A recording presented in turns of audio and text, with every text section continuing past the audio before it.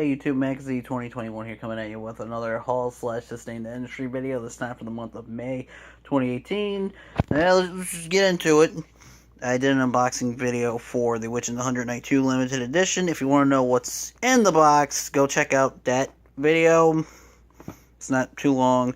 I did note in either a comment or the description for the video, I forget which one it was, but I didn't realize the game had reversible cover art until after I did the video, and I didn't really feel like recording the entire video again just to show that off, so I'll do it in this video instead. So here's the front. Not much different with the spine.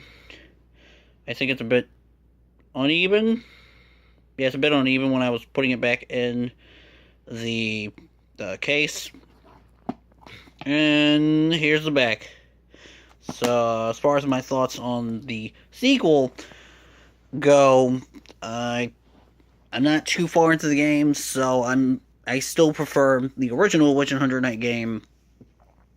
Mostly the story of that game. There are some changes to the gameplay in this game that I like a little more than how the gameplay was in the first game, but there are some things that I liked from that game that got removed in this one and were replaced with some new things that I'm not too upset with, but it's still kind of a bummer, I guess.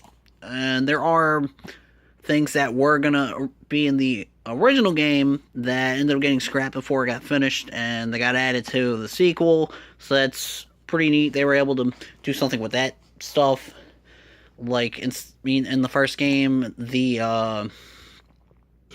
all the levels were segmented into like separate stages or something, but in this one, the whole game's like a big interconnected world,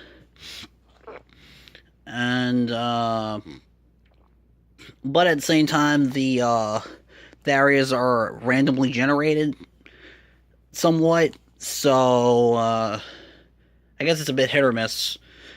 I'm not sure how I really feel about the game. I mean, it's alright so far from what I've played, but I mean, I'm not too far into it, so I can't really judge it too much.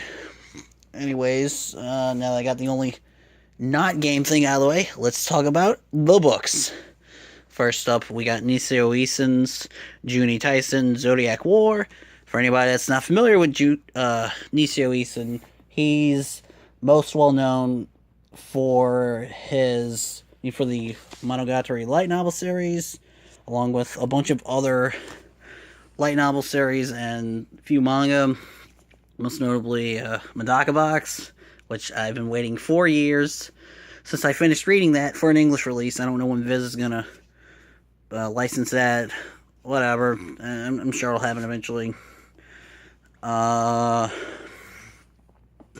The lady that did the character design for this novel, Hikaru Nakamura, she was the same mangaka behind Arakawa Under the Bridge and Saint Young Men. The first one has an English release, so you can go pick that up, but Saint Young Men, yeah, it says it right here.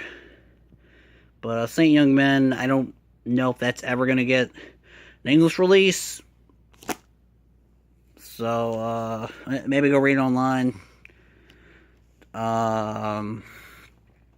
Speaking of Medaka Box, the guy that teamed up with Nisio Isen to draw that manga also drew the manga adaptation for Juni Taisen, and you can currently read it, or you can currently read an official translation for it through the Weekly Shonen Jump app, or on the website for it, I guess.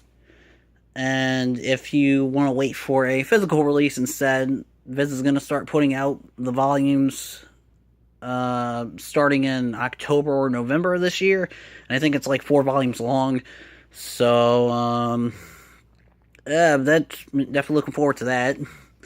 I'm almost done with the book. I got like 2 chapters left. I like it so far. there's a sequel light novel entitled Junie Tyson versus Junie Tyson that came out on December 12th, 2017.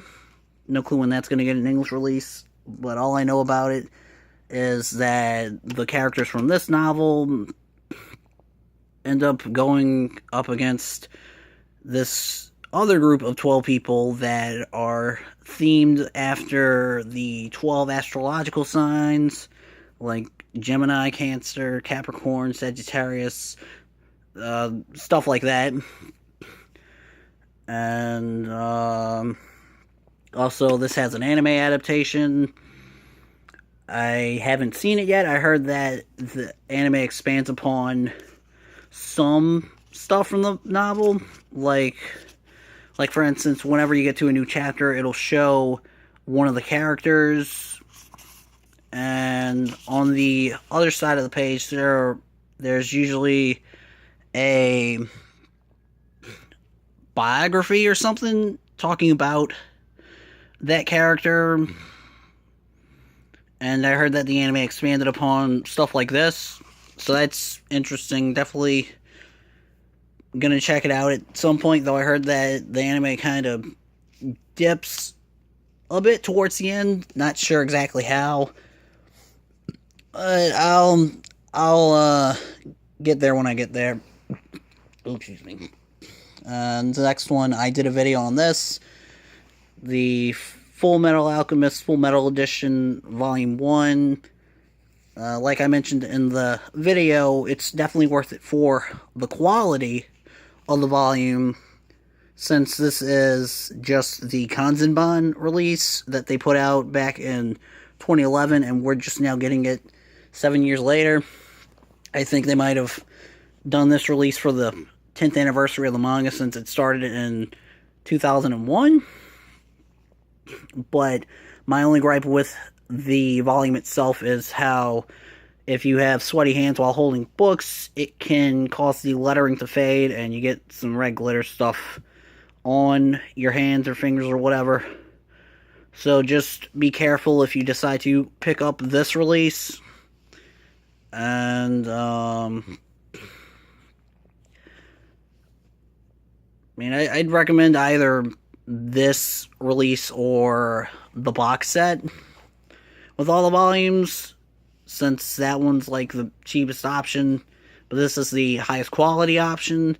So yeah, it's whatever, just do whatever you want to do. Next up, we got a release that I waited about a year for, a little over a year for. That is the Devilman Classic Collection release, Volume 1. I was planning on doing a video on this. I'm not too far into it. I'm still on, like, Chapter 2. Haven't had a chance to really read through much of it. I guess before I do a video, I'll just say that I think it's worth picking up. You're paying essentially $30 for 2.5 volumes, since the original Devilman manga was 5 volumes long. But you're also getting hardback, and there's some color pages here and there.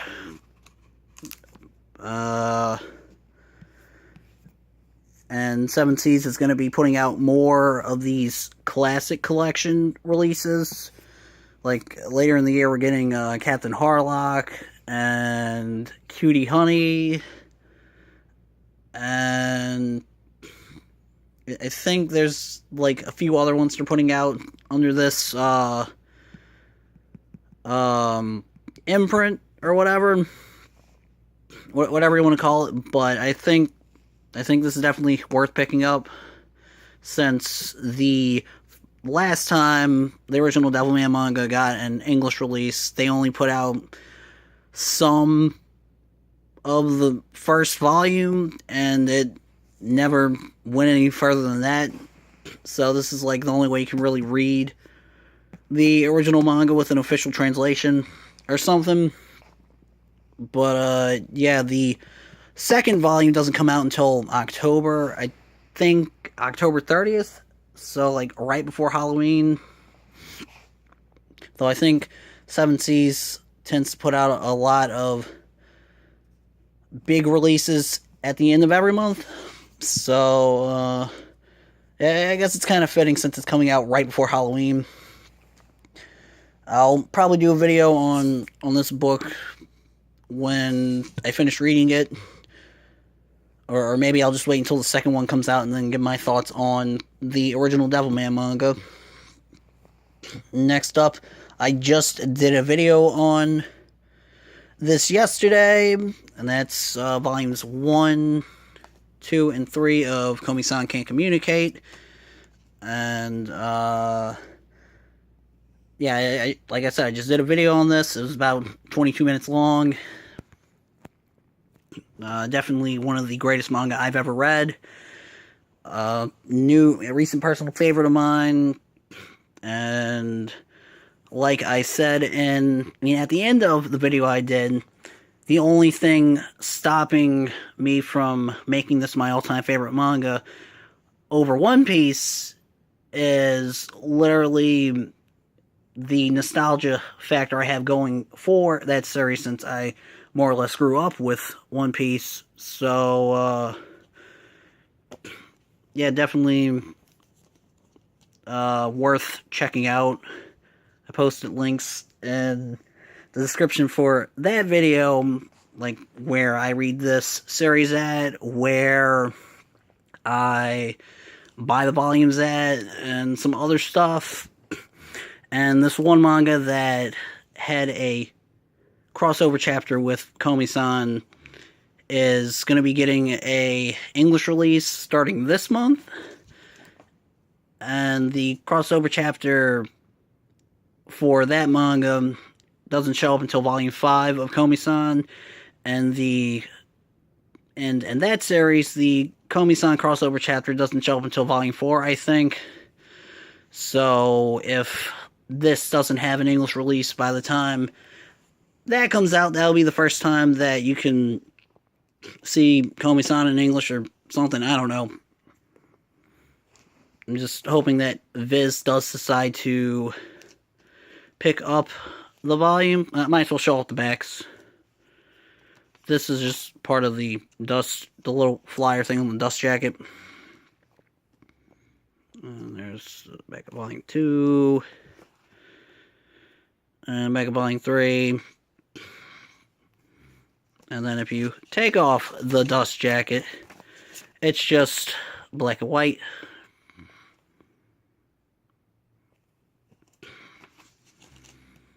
Though it varies by the volumes. It's more black and white. There's your Mai.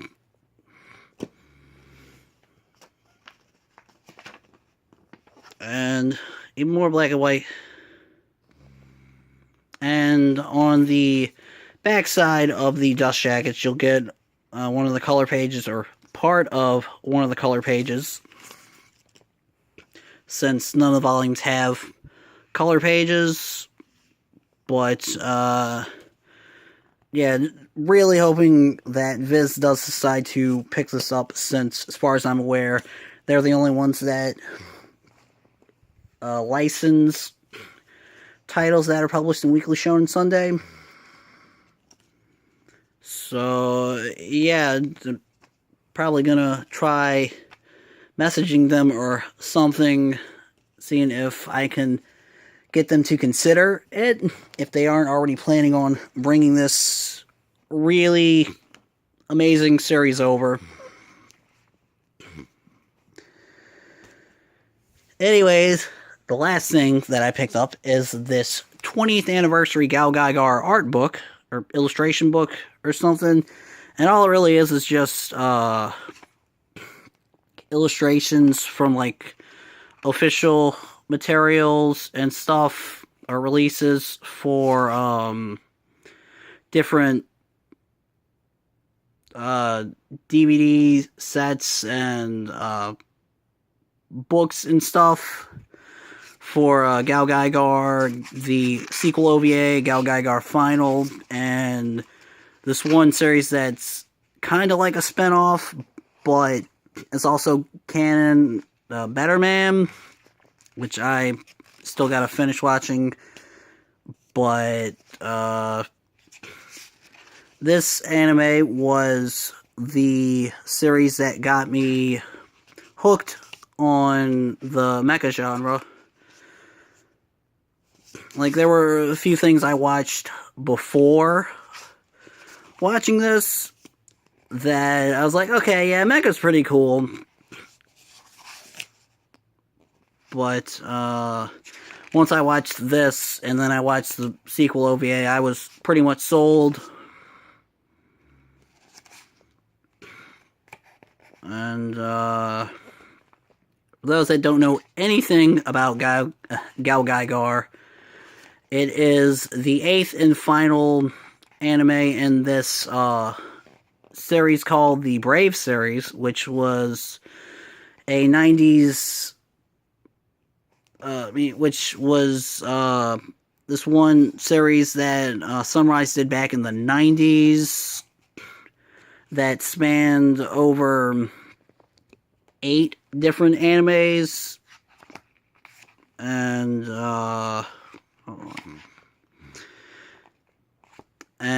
it spawned from some kind of thing after the first Transformers show ended airing in Japan, and whoever licensed it over there wanted to sell more toys, and that ended up spawning the Brave series, and the 9th anime ended up getting canceled, though the titular mech from that anime ended up showing up in a crossover game that was on either PS1 or PS2.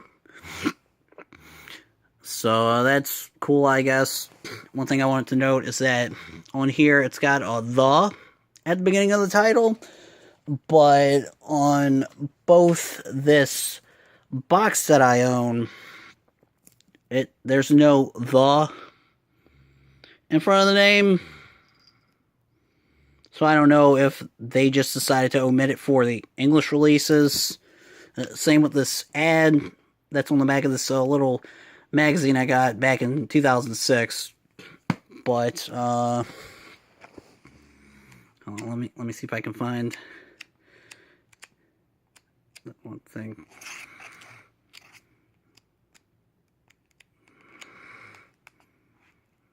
I think I might have passed it up.